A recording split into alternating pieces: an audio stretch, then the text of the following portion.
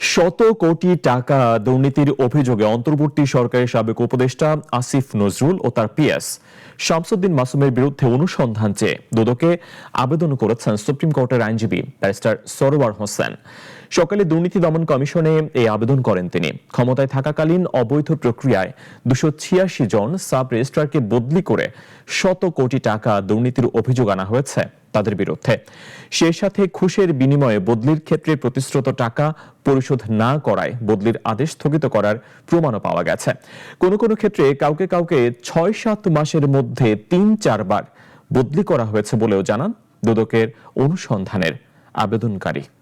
তার পিএস শামসুদ্দিন মাসুম এর দুর্নীতির অনুসন্ধান চেয়ে দুর্নীতি দমন কমিশনের চেয়ারম্যান এবং কমিশনার অনুসন্ধান বরাবর একটি আবেদন করেছি।